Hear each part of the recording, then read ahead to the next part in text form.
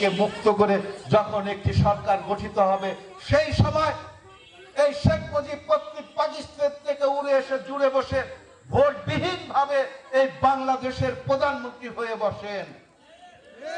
তারপরে কি করলেন? সংসদে বসে মাত্র 2.5 মিনিটের মাথায় এই সংসদের সবকিছু পাল্টিয়ে দিয়ে সকল রাজনৈতিক দল, সকল পত্রিকা, সকল সামাজিক সংগঠনকে নিষিদ্ধ করে উনি বাকশাল গঠন করলেন। এক দেশ এক নেতা শেখ মুজিব, এক দেশ এক দল বাকশাল।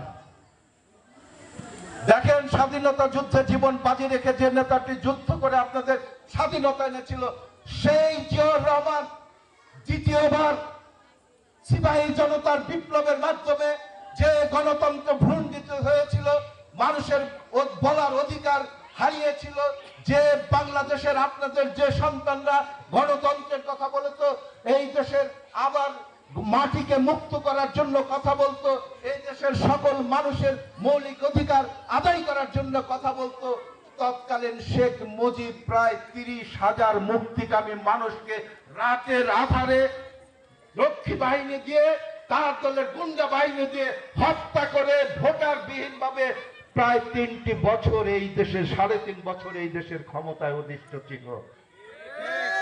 তাহলে প্রথম স্বৈরাচার কে হলো? শেখ মুজিব। আজকে ইতিহাস জানতে হবে, ইতিহাস আপনাদের বলতে হবে।